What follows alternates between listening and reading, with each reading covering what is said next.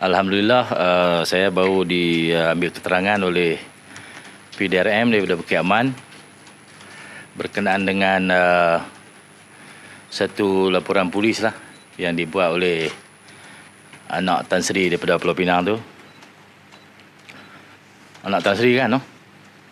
Pak dia Tan Sri. Dia anak Tan Sri. Dan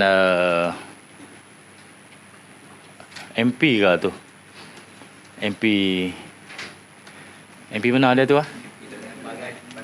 Bagan. Dia 2 kalilah report polis kat saya kata kes yang sama. Dulu pun saya diambil keterangan juga. Kes hampir sama, dokumen yang saya bekalkan pun hampir sama kepada pihak polis. Cuma yang latest ni saya bekalkan juga kepada pihak polis.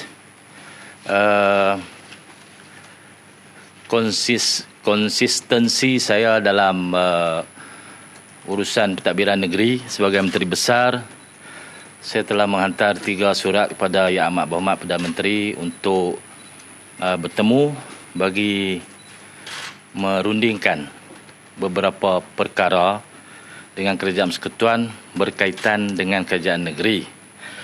Konsistensi saya ialah dalam hal merundingkan bayaran pajakan Pulau Pinang dalam para 4.2 surat tersebut. Saya nyatakan antara perkara yang nak dirundingkan 4.2 pajakan Pulau Pinang berdasarkan perjanjian 1868 dan berdasarkan Perlembagaan Malaysia 167/7 bayaran pajakan Pulau Pinang dibayar RM10,000 setahun.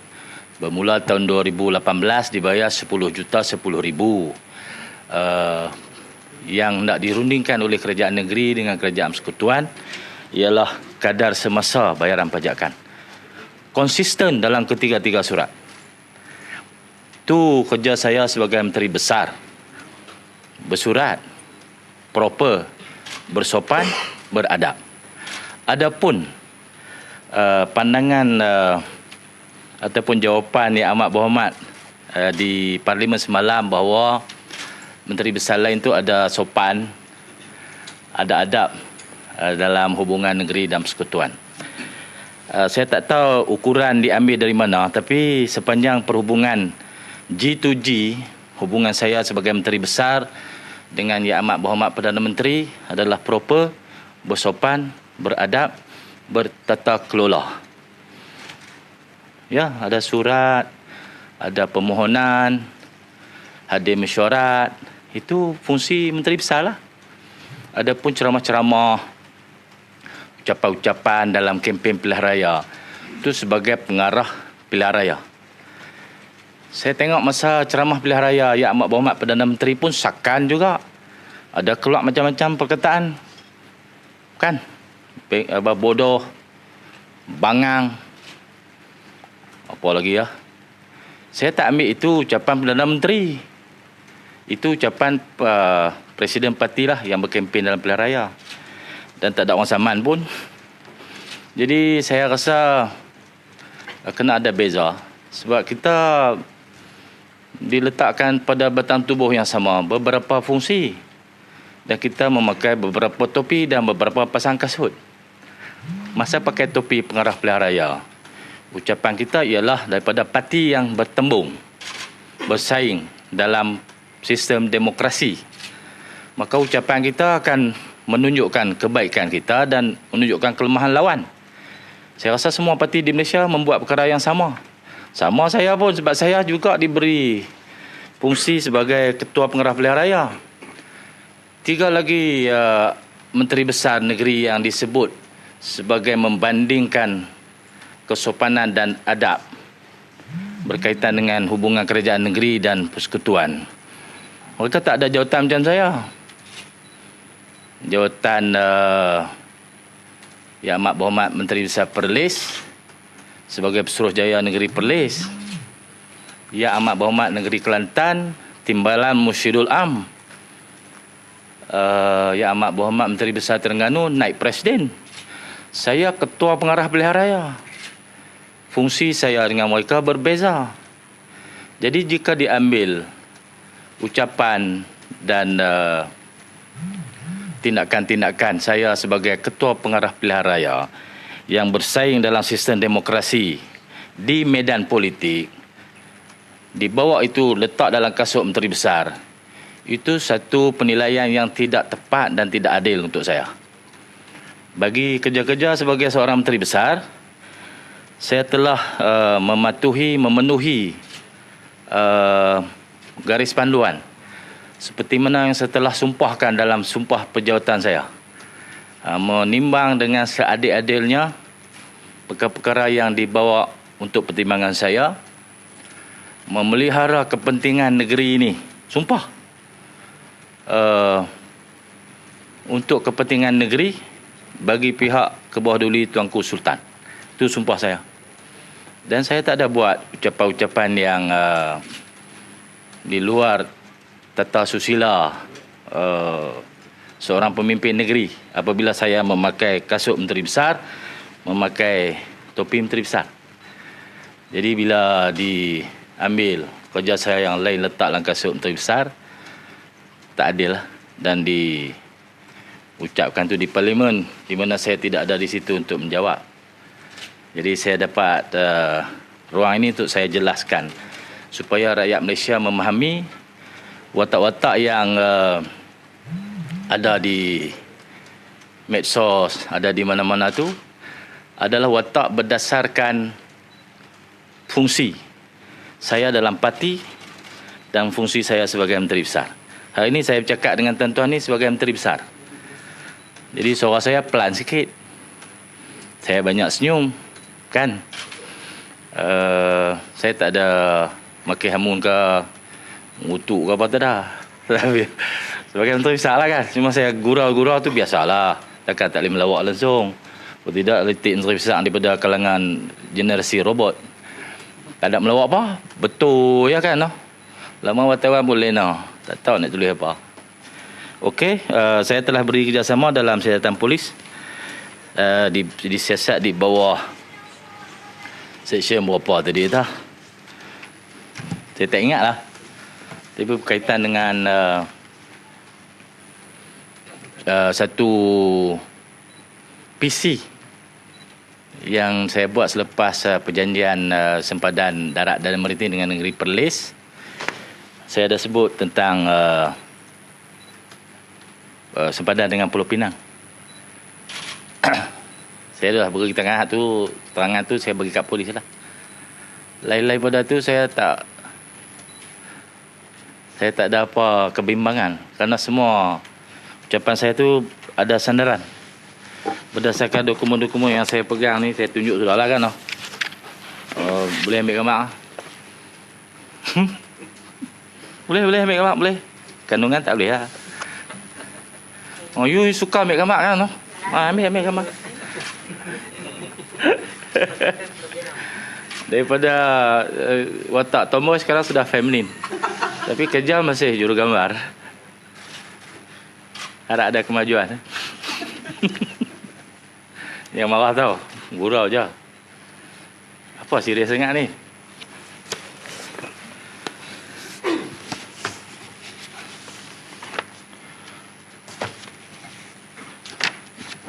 Surat kita tak betul state no. Saya bagi kat polis kan no.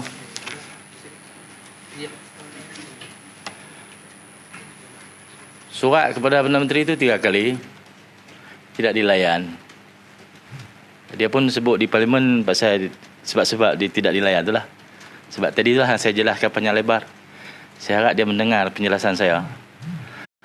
Saya rasa ketika saya bertemu dengan beliau di Lima, di Majlis Hari Raya sebagai Menteri Besar, saya polite, moderate. Tak ada sikap-sikap yang digambarkan semalam tu lah. Lagipun watak asli kita macam tu. Orang Kedah, bahasa Kedah. Saya rasa dia faham tapi dia buat tak faham kerana dia bimbang dengan DAP. Saya rasa semua tindakan-tindakan dia pun kerana dia risaukan DAP. Kalau dia membuat pertimbangan dengan adil, saksama seperti mana yang disumpahkan sewaktu mengangkat jawatan sebagai Perdana Menteri. Dia akan layanlah surat saya tu dengan adil dan saksama. Saya bukan ada salah apa. Salah bersaing di arena politik dalam ceramah-ceramah tu boleh dijawab dalam ceramah balik.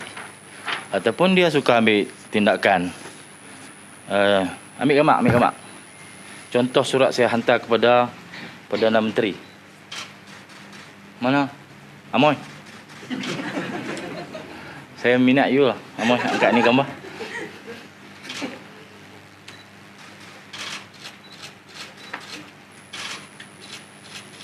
Sudah, saya nak tunjuk para 4.2.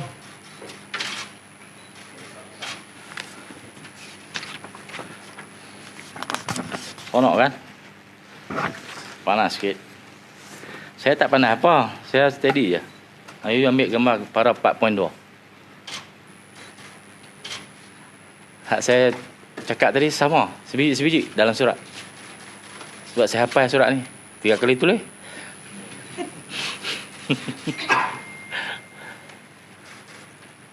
Okey.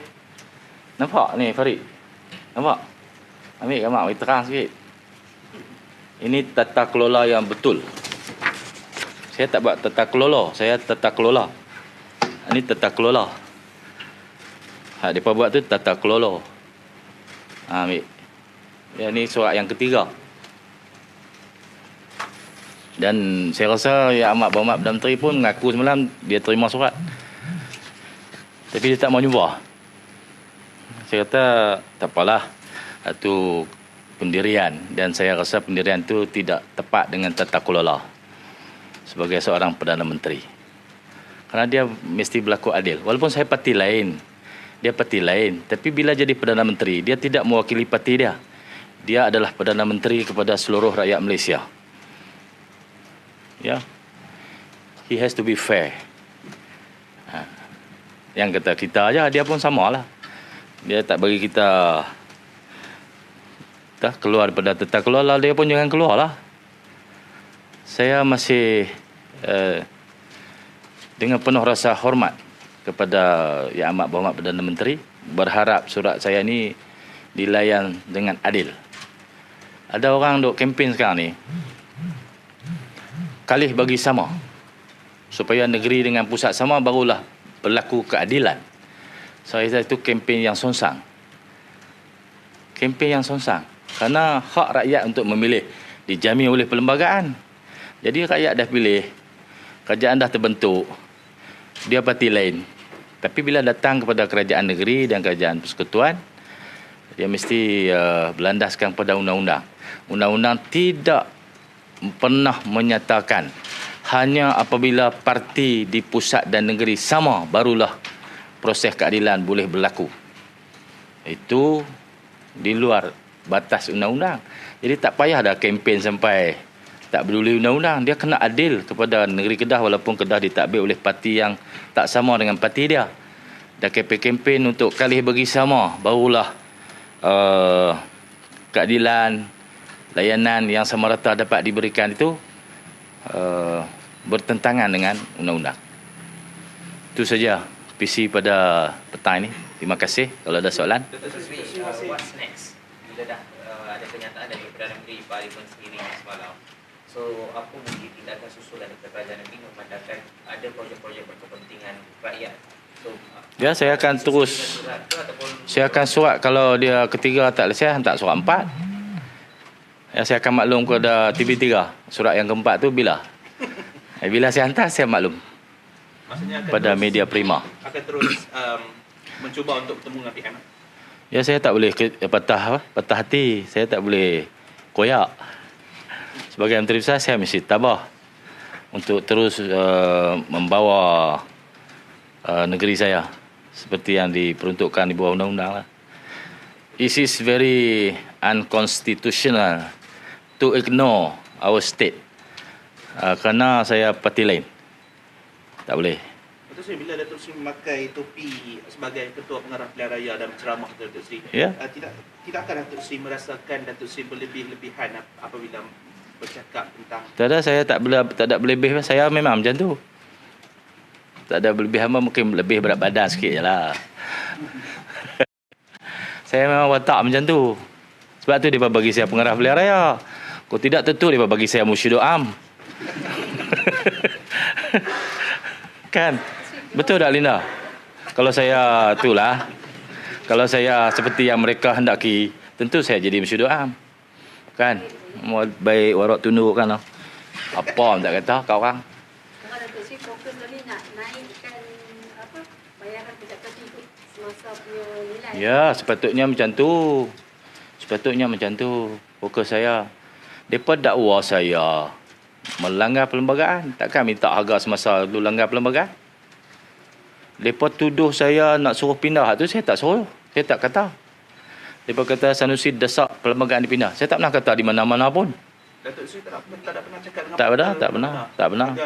Saya kata atas dunia ni hak tak boleh pindah Quran dengan hadis ya. Saya tak suruh pindah perlembagaan pun. Jadi itu salah. Mereka kod. Jadi perbincangan di Parlimen semalam tu atas kod yang salah. Dan mereka semua merujuk pada kesalahan tu. Jadi semua cakap tu salah. Lain kali tanya, saya lalu hang kata apa? Jadi saya boleh habaq, saya kata ni.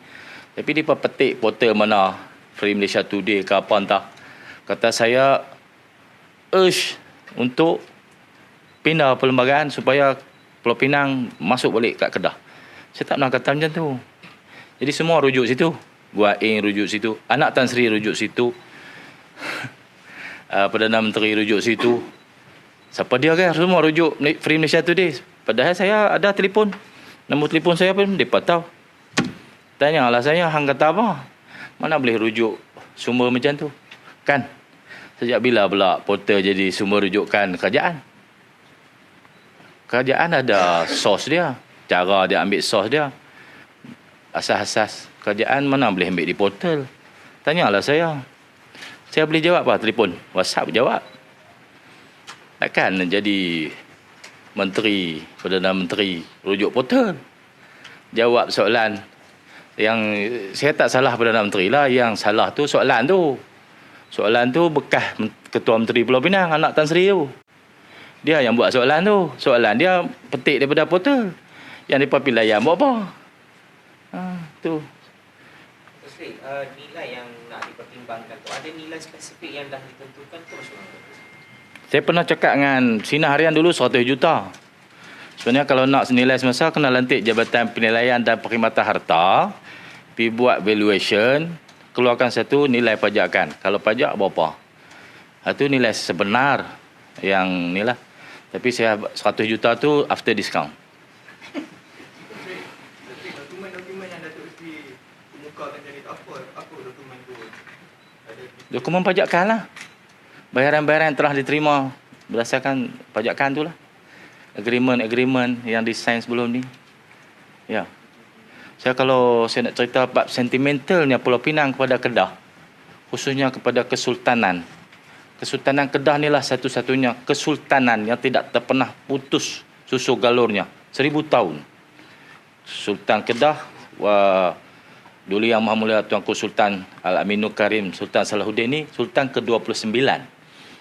Peristiwa penjajahan Francis Light dan penipuan British kepada Kesultanan Kedah tahun 1786, 1821, 1863, 1923 berlaku pada ketika pemerintahan Sultan Kedah ke-20, 21 dan 22.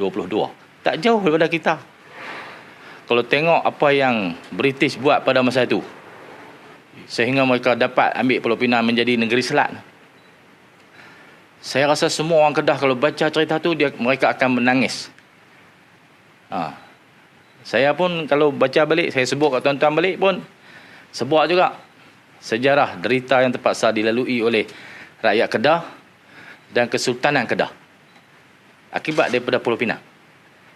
Daripada tahun 1786 sampai tahun 1821 apabila perang musuh bisik tercetus. Pada masa itu, para pengkaji sejarah menganggarkan penduduk negeri Kedah berjumlah 60,000 orang. Selepas perjanjian Pulau Pinang Inggeris pun mengaku kata dia nak tolong kita, lindung kita pada serangan Siam apa semua ni. Padahal Inggeris tak tolong. Padahal dia tolong Siam pula, dia bagi senjata. Penduduk Kedah selepas perang musuh bisik tinggal 6,000. Hak lain tu dibunuh dengan kejam. Disembelih, dibelah perut, kanak-kanak dihampuk ke pokok, dihimpun dalam perahu, dihanyut dan dibakar. Kejam. Dia tulis butcher. Butcher ni macam sembelih lah. Berpuluh-puluh ribu rakyat Kedah. Jadi derita tu masih bernanah. Kalau disentuh masih berdarah. Tapi janganlah bermudah-mudahan sangat. Kedah pun ada sentimental dia dalam semua peristiwa sejarah tu. Takkan nak suruh kita lupa macam tu. Apa kekejaman, penipuan, penindasan, kezaliman hingga Sultan terpaksa tinggal di dalam perahu di kolam Sungai Merbuk sampai tak boleh nak buat apa. Dia kata kalau nak suruh saya surrender tak, kalau nak penggal saya sila penggal. Tak boleh buat apa pada masa itu. Kekejaman dan kejahatan British. Ada Datuk Seri Anwar kata kalau kita ungkit ni semua, Siam akan ungkit juga perjanjian Siam ke atas Kedah, pemilikan Siam ke atas Kedah. Seluruh dokumen ahli sejarah dan penghakiman pada tahun 1906 dalam kes Tengku Saad yang menentang Siam dalam pendakwaan ke atas Tengku Saad kerana perangan Siam tu, dia dibicarakan 1906. Hakim pada masa tu mendapati Kedah ni sebenarnya negeri berdaulat dan tidak ada satu dokumen pun yang menyokong bahawa telah berlaku satu pemerintahan efektif Siam ke atas Kedah dari tahun 1821 sampailah sekarang. Tak pernah berlaku. Pada waktu dikatakan Kedah dijajah oleh Siam tu pun, semua pentadbiran dilaksanakan oleh Sultan Kedah. Even surat putus kecil, sekarang ni orang panggil geran tanah. Surat putus kecil pun ditandatangani dan dikeluarkan oleh Kebawah Duli Tuanku Sultan. Kalau you yang jajah, Siam yang jajah, surat putus kecil mesti Siam sign pasal dia jajah kita. Tak pernah berlaku. Jadi dakwaan ada Ramasamy sebut.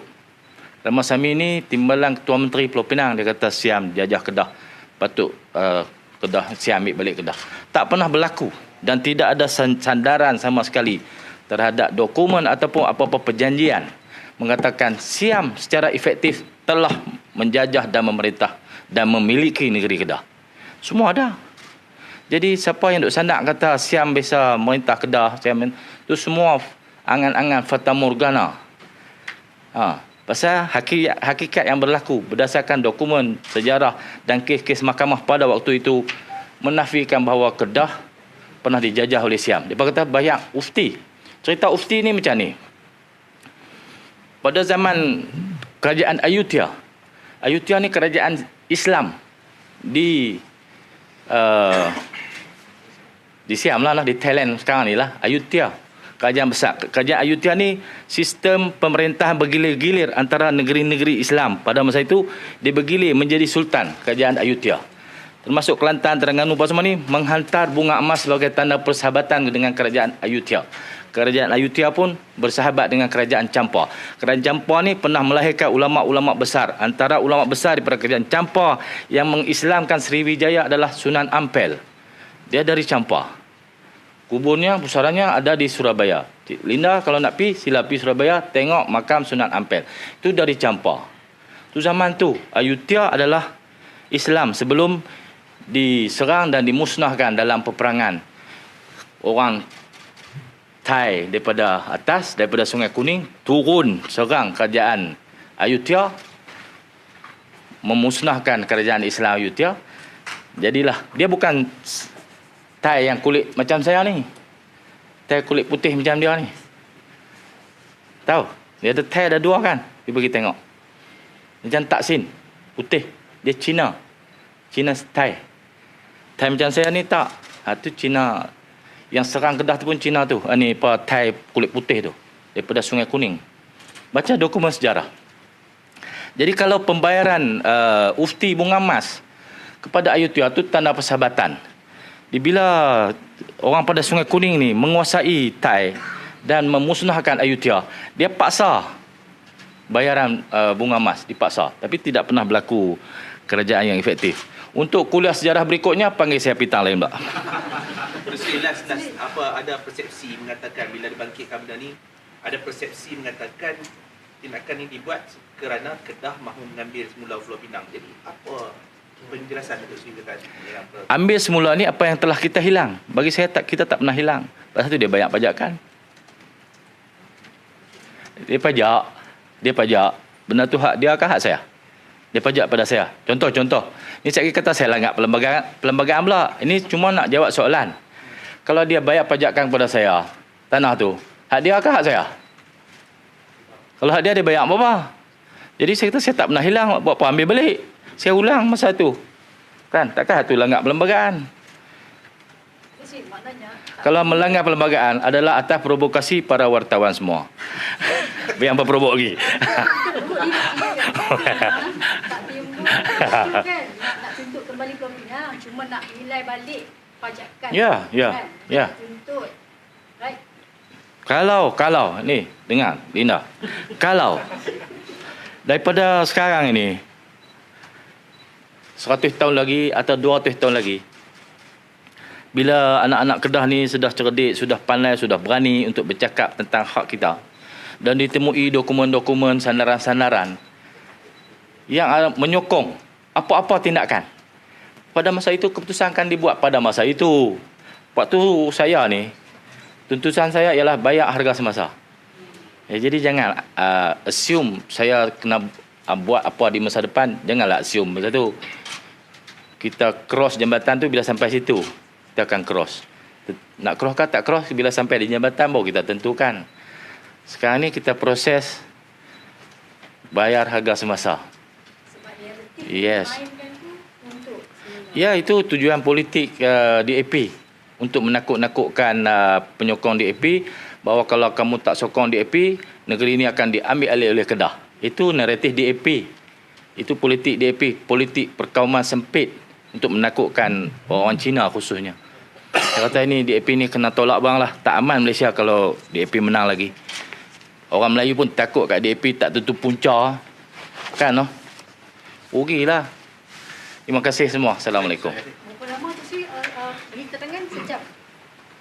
Hang lebih daripada polis lagi Linda. Semua nak tahu. Nak tahu lah betul. Tadi hang baru tunggu, tadi hang tahu lah. Tak pukul berapa dah tahu. Saya mana dia duk cerita, saya mana tahu ambil tukar masa pula. Kira-kira. Hangpa tunggu tadi dah berapa lama? Kami tunggu lama. Dah lah. 5 soalan je pun. Dalam setengah jam. 5 soalan je. Ambil lagi banyak. Saya bukan orang jahat tanya banyak-banyak. Saya diketahui oleh orang ramai bahawa orang baik. Jadi tanya sikit cukup lah. Tak boleh pun tak. Masa statement tu pasal yang nak pindah perlembagaan tu ada tak? Tak ada lah. Tak ada kan? Sebab saya tak cakap benda tu. Ya. Jadi dia tak tanya benda hak saya tak cakap. Hak mereka cakap di parlimen, tuduh saya macam-macam. Pergi tanya mereka. Mereka yang kata, bukan saya kata. Pergi tanya gua pasal apa hamba kata gitu? Pasal apa dia tuduh saya kata? Saya tak kata benda hak dia kata, saya kata. Okey.